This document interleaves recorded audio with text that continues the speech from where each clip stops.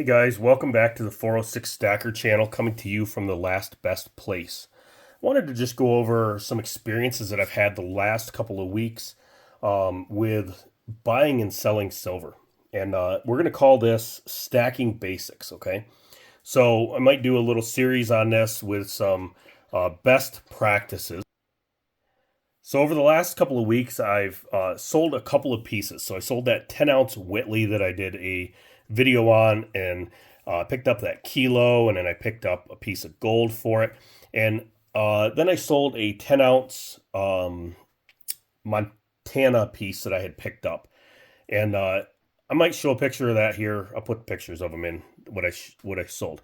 But I got a lot of pushback on both of those items. I got especially on the Montana piece, I listed it locally instead of nationally. And there's a lot of small mines, right? So everybody kept commenting on the post and emailing me that I was asking way too much. Okay. One of these pieces had never sold before on the open market. It was something that I acquired through an estate. The piece was from the local Grizz, right?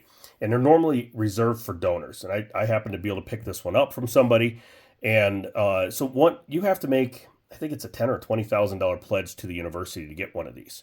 So it was kind of a cool piece, kind of a rare piece.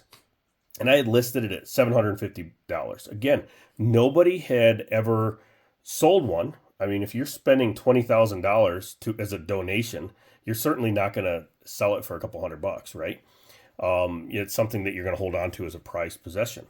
So when I started, I just threw a number out there, and that's what you have to do with a lot of one-off collectible pieces. You have to establish a baseline. So that's what I was doing with that piece. It ended up selling for about $42 an ounce. So quite a bit less than the $75 an ounce that I was originally asking, but still quite a bit more than the base value of the silver. And that's where I want to talk to you today. So here in front of you, we have a lot of these maples, right? Or I'm sorry, not maples, buffaloes. Everybody's familiar with these. These are one of the most commonly stacked things. These are generics, okay? And I'm going to kind of tell you the pros and cons of stacking generics. If you have a bunch of these, it's great because you can easily walk to any store or just list it online as a generic piece and somebody will buy it from you. Okay, they'll test it or whatever and then probably buy it from you at close to spot price. Maybe you could get $1 over, maybe $1 back a spot, but it's a relatively simple way to stack your wealth. Okay, now that's more of a stacker mindset. Now, as a collector, here's a piece. This is a Hoffman and Hoffman. Everybody's familiar with the unicorn, right? These command a higher premium, okay? Now, it's still worth $30, $33 in silver, okay? However, if you can find the right buyer, and it probably won't be a local buyer or a local shop, you could probably get $50 for that, okay? Here's another Hoffman and Hoffman. This is a 3-dot.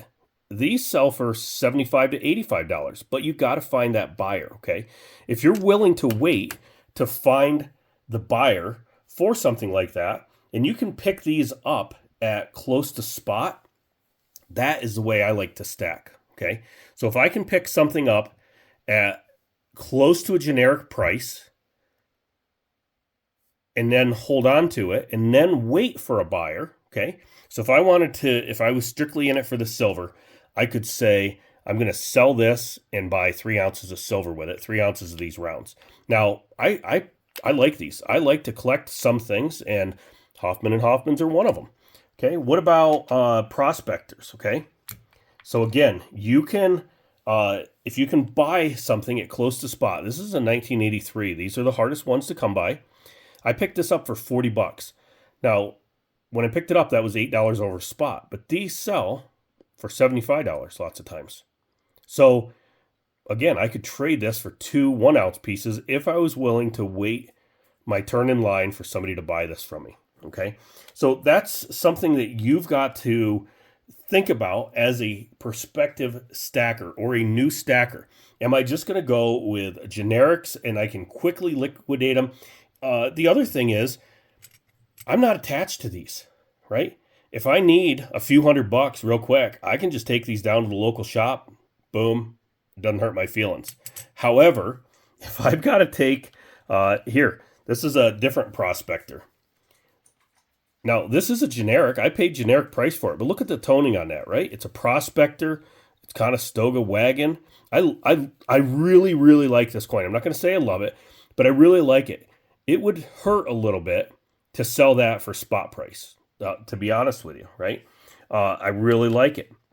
I don't want to sell it for spot price. How about a Montana, right? This is the Treasure State Montana.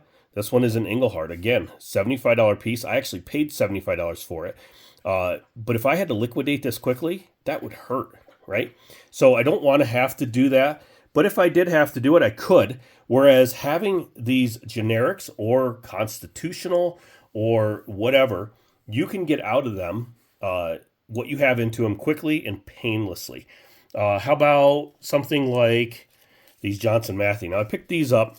I paid $30 for these 3 5-gram Johnson Mattheys, okay? So a double spot price, basically. Now, there's 2 coin shops in Missoula.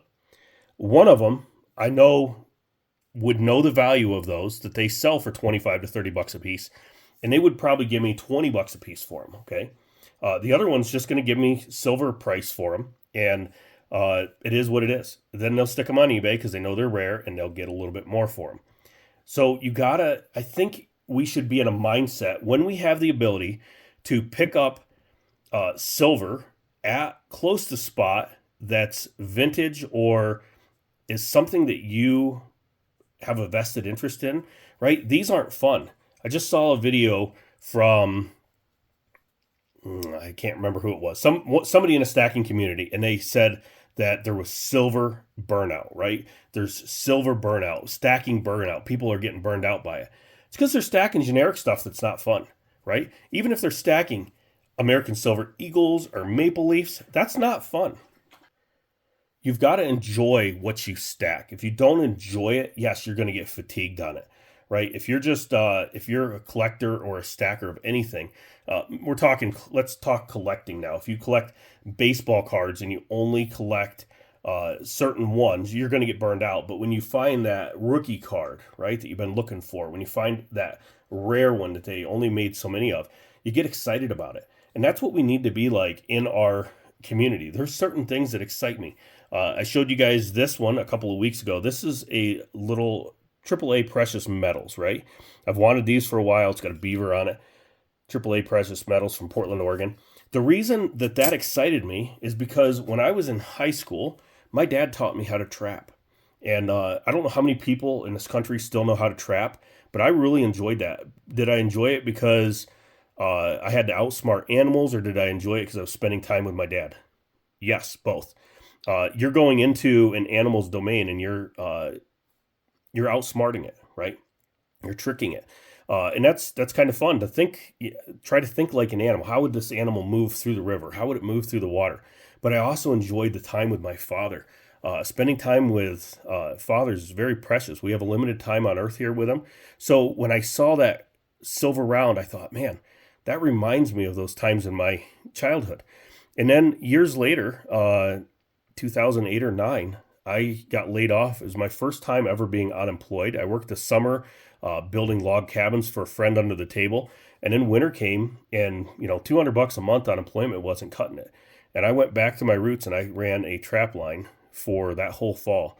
And it was the hardest thing I've ever done in my life. Hundreds of miles a day, in and out of the river, in and out of a car or truck. Late nights skinning and prepping the animals, only to be met with a couple of dollar bills at the end of it.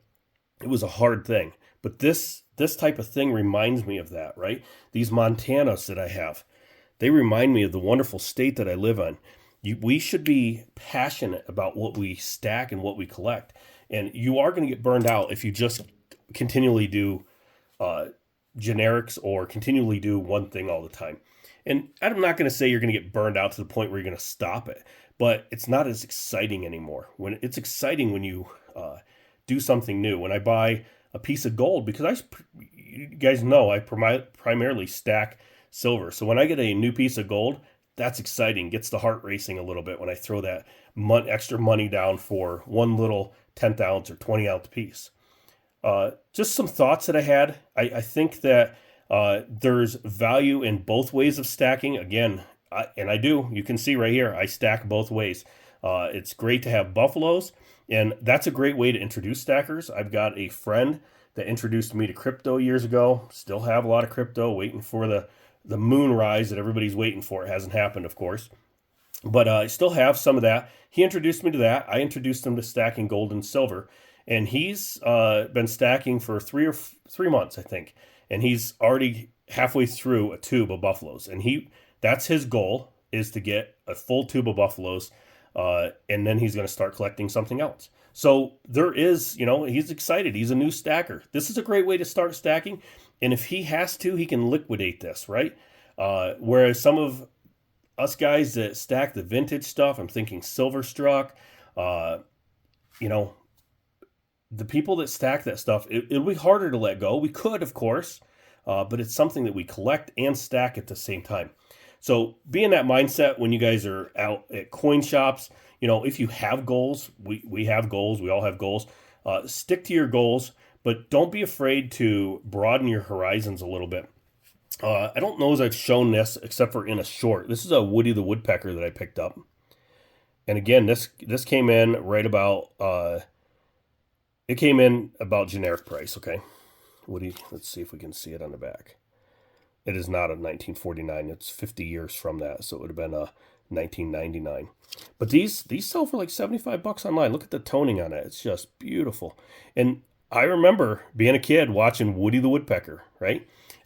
So that was exciting to find that and be like, I had a choice of like 10 different things that day, and that's the one I picked because it brought back a childhood memory.